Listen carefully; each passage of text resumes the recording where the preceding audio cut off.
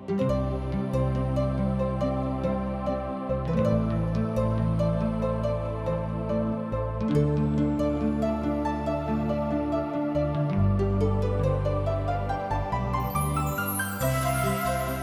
सब TWR द्वारा प्रस्तुत कार्यक्रम जिंदगी की राह देख रहल बनी।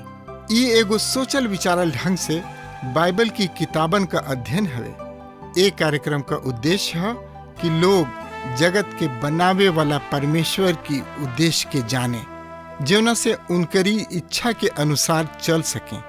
परमेश्वर के लोगन के रूप में हमके आपको और आपकी परिवार का चिंता बा, और हम आप सबके आध्यात्मिक रूप से आगे बढ़े में मार्गदर्शन करतनी। कृपा करके हमारे कार्यक्रम देखी और सुनी, ताकि परमेश्वर आपकी जिंदगी में अथाह आशीष भर देस। प्रिय मित्र, आज हमने के देखे के भजन 142 के भजन 142 दाऊद के यातना सब के अर्थात पीड़ा सब के देखल जा सकता। ध्यान देही कि ई मुश्किल शैली के गीत है और उपदेश सब के संकलन है। एकरा में हमनी के शिक्षा के खातिर अनेक विचार निहित बा। दाऊद के ई एगो औरी महान प्रार्थना है। कब कैले होई है ई प्रार्थना? दूसरा शब्द में कहल जाए, कब कैले हुई है ई दुआ प्रार्थना? अभिलेख कहता कि जब दाऊद गुफा में रहन, वो कहता है कि हम प्रभु के दोहाई देतानी और ये ऊंचा स्वर में प्रभु से विनती करतानी। दाऊद कौना गुफा में लुकाइल रहन, यहाँ इ नहीं के बतावल गोइल कि वो कौना गुफा में लुकाइल रहन। पहला शामुएल 24 अध्याय में इन गदी के गुफा के बखान बा। प्रसिद्ध अब्दुल्लाम की गुफा 57 ई दिखता कि इस समय दाऊद अब्दुल्लाम की गुफा में रहल हुई हैं। ई 20वां अध्याय के घटना है। इस समय उनका अगल बगल यानी कि आसपास प्रायः 400 आदमी जमा हो गई रहन।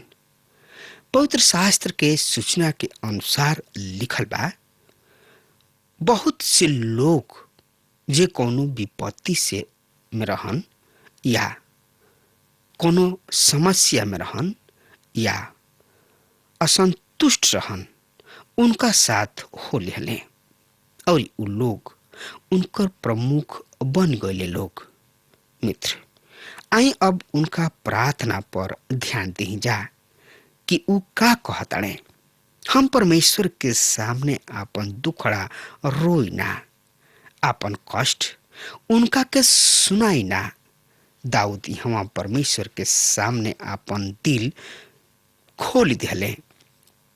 प्रार्थना यही तरीकोल जाला, दिल खोल के, और ये दिल से प्रभु परमेश्वर से मांगे के। ई धारणा कि हमरा यंत्र तंत्र सर्वदा जाके प्रार्थना करे के चाहिए, या प्रार्थना में तर्क वितर्क के सहायता लेवे के चाहिए। ये बात कुछ जमत नहीं के हजम नहीं के होत। कोनो भी विषय के भूल में पहुंच के ना हमने के परमेश्वर के सामने रख देवे के चाहिए। सब दाऊद अपन कष्ट परमेश्वर पर प्रकट कैलन। अपना पीड़ा, दुख, दर्द, प्रलोभन के विषय रुआ उनका से प्रार्थना कर सकता नहीं, काहे कि ऊ महान परमपिता परमेश्वर हमें।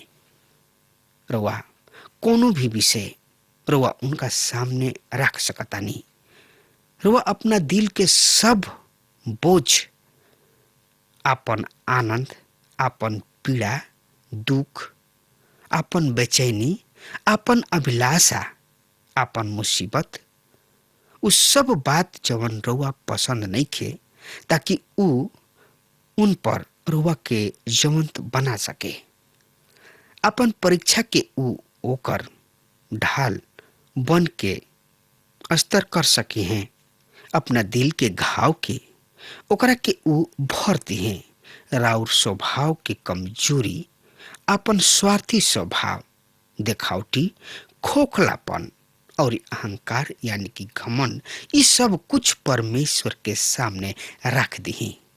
यदि रउआ ये सब परमेश्वर के सामने उझिल देता नहीं तो रउआ किने कुछ भी शेष ना रहल। रउआ लगातार नया बनत जाइब। यदि दूगो आदमी के बीच कोनो भी गुप्त नइखे तो उनका वार्तालाप में प्रतिरोध के कोनो भी शेष नइखे रह गइल। ई ऊ झिझक एक दूसरा से वार्तालाप करत चलल जाले। धन्य हो जाले उ लोग जेकर परमेश्वर से वार्तालाप यही स्तर तक पहुंच जाला। परमेश्वर के साथ परमेश्वर के संबंध ऐसे ही स्तर पर जा पहुंच जाला। दाऊद इस्राएल के रूप में अभिषिक्त हो चुकल रहन। ऊ साउल राजा के दरबार में एगो गावे वाला के रूप में नियुक्त तथा राखल गइल रहन। जलन करे वाला राजा साउल भाला के प्रहार से उनका के खत्म कर देवे चाहत रहे, पर परमेश्वर के हाथ दाऊद पर है। ऊ बच गइलन, पर ऊ वहां से चलल उचित समझ ले। अब ऊ भागत अपन जान लेके भाग रहल बने। अनेक अवसर पर ऊ संभव मृत्यु के बहुत निकट भी आ गइल रहन, पर परमेश्वर के दर्शन के द्वारा ऊ बढ़त आगे चली गुलन। पर अब देखी उनका हाथ में अब उनकर 400 साथी लोग बाड़े। ई केवल परमेश्वर के इंतजाम रहे, यानी कि प्रबंध रहे। दुगो गंतव्य है। ऊ गुफा में लुकात फिरत रहले, अन्यथा ऊ शाऊल के प्रहार से शिकार हो जेते। रउआ कहब ई तो परमेश्वर पर अपना विश्वास के कारण ऊ करत रहन। ठीक बा, हमने के इस सत्य से इनकार नहीं खे। इतना सब होखला पर भी परमेश्वर कबही ना चले कि ऊ अपना सामान्य ज्ञान के उपयोग कइल बंद कर देव। अब आई देखी जा भजन 143 अध्याय के। परमेश्वर से दाऊद के विरागृही निवेदन। इहो एगो सुघर प्रार्थना है, पर परमेश्वर उनका संबंध बहुते खुलल रहे। ऊ परमेश्वर के सामने आपन संपूर्ण दिल उंडेल देत रहन। हमनियों के भी यही तरीके दुआ प्रार्थना सीख सकतानी जा मित्र। तो एकरा बारे में जानकारी खातिर रुआ हमरा संगे आपन पवित्र शास्त्र बाइबल निकाल ली। हाँ, तो उनमें देखी भजन संहिता की किताब 143 अध्याय के एक पद एह तरी से बता रहा बा। हे यहोवा, हमार प्रार्थना सुना, हमारा गिड़गिड़ैला के ओर आपन कान लगावा। दाऊद यहाँ परमेश्वर की धार्मिकता एवं सच्चाई के दोहाई दे रहल बने। का ई कोइल हमने खातिर उपयुक्त नहीं खे? नया नियम में यूहन्ना द्वारा प्रस्तुत अमूल्य आश्वासन ओकर पहला पत्री पहला अध्याय के 9वां पद यूहन्ना ई अनंत सत्य हमनी के सामने एहतरी से रखले। यदि हमनी के अपना पाप के स्वीकार कर ली जा तो परमेश्वर हमनी के पाप सब के क्षमा करस और हमनी के सब अधर्म से युद्ध करे के खातिर विश्वास जोग और धर्मी हमें और धार्मिक हमें। दूगो गुण धार्मिकता और सच्चाई एकरा के दू शब्द में बांट दिहल गइल बा, विश्वास कइल या धार्मिकता। ई दूगो शब्द ह। ई एगो सुगर प्रार्थना ह। ई शब्द इस्राएल राष्ट्र के प्रार्थना और निवेदन भी है। परमेश्वर ओहन लोग के निराश ना होके दिए। हम ये रचना के अध्ययन के नजर से देख रहल बानी कि यहूदी से संबंधित परमेश्वर के कार्यक्रम एगो विशेष काल है खातिर समर्पित क दिहल गोइल बा। मित्र, त एकरा बारे में जानकारी खातिर रुआ हमरा संगे आपन पवित्र शास्त्र बाइबल से देखी। मीका नबी की किताब 7 अध्याय के 20 पद में कहताने, तू याकूब के विषय में उ करुणा पूरा करी है और इब्राहिम के कुल पर आपन करुणा प्रकट करी है, जैसे कि अपना प्राचीन काल में हमरा के पूर्वज सबसे शपथ खैले रहन। पौलुस प्रेरित रोम में रहे वाला लोगन के अपना पत्री में लिखताने। मित्रता एकरा बारे में जानकारी खातिर हुआ आपन पवित्र शास्त्र बाइबल से ही देखी। उनमें एह तरी से लिखल बा, रोमियो के पत्री 3 अध्याय के 10 पद में, उ धार्मिकता नइखन जानत जेकरा के परमेश्वर चाहताड़े और उ आपन धार्मिकता स्थापित करे में लागल रहेलन। अतः उ परमेश्वर द्वारा निर्धारित धार्मिकता के अधीन रहल स्वीकार कर लेले बाड़े। ई समस्या यहूदी सब के बा। ई सब अपना द्वारा ही बनावल धर्म के स्थापना में लागल बाड़े। उ कुछ ऐसन करे के प्रयास में लागल बाड़े कि परमेश्वर ओहनी लोग से खुश हो जास। जवन कुछ करे के रहे उ सब कुछ पहले ही क दिहल गोइल। परमेश्वर हमनी के पाप दंड के खातिर अपना बेटा के भेज के उनकर प्रायश्चित क देले बाड़े। उ क्रूसित भइले और हमनी के दंड अपना ऊपर लेके ओह कीमत के चुका देले। प्रेरित पौलुस एगो औरी सत्य के प्रकाशित कैलन कि मसीह व्यवस्था में परिपूर्णता तक पहुंचावेलन तथा हर एगो विश्वासी या विश्वास करे वाला के धार्मिकता प्रदान करलन। दूसरा शब्द में मसीह में व्यवस्था के अंत भइल बा, जौना से कि सब विश्वासी सबके धार्मिकता प्राप्त हो जाए। ये गीत में दाऊद परमेश्वर में अपना विश्वास प्रकट कर रहल बने और ई भी कि उहे उनकर आश्रय और उनकर आशा हमें।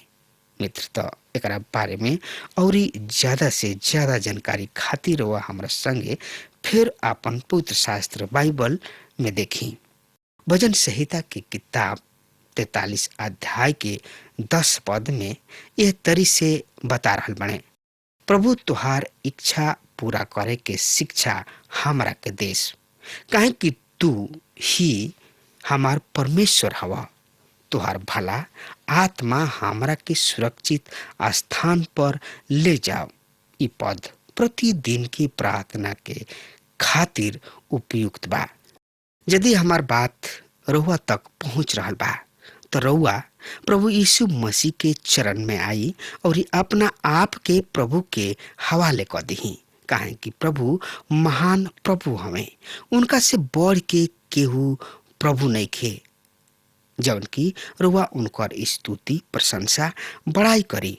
दाऊद बड़ा स्पष्ट शब्द में कह रहल बने कि प्रभु हमार गढ़ हमें, हमार चट्टान हमें, हमार ढाल हमें। श्रोता मित्र भाई बहन, यदि हमार बात रुआ के पहुंच रहल बा तो राउर प्रभु यीशु मसीह चट्टान हुई हैं, राउर गढ़ हुई हैं।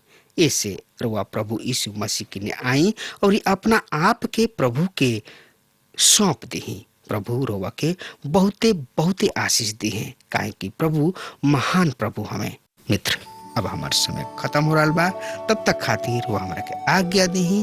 परमेश्वर रुआ के आशीष देस। आमीन। हमके विश्वास बा कि ई कार्यक्रम आप सब खातिर फायदेमंद सिद्ध भइल हुई। हम चाहतनी कि आप सब अपन अपन आशीष हमरों से बांटी। अगर आप सबके लगे बाइबल से चाहे आपकी निजी जिंदगी से क्यों सवाल होके चाहे क्यों समस्या खातिर प्रार्थना करावे चाहतनी तो हमारी फोन नंबर पर जरूर संपर्क करें। परमेश्वर आप सबके बहुत आशीष प्रदान करें और आज का दिन आप खातिर सुखद बनावे।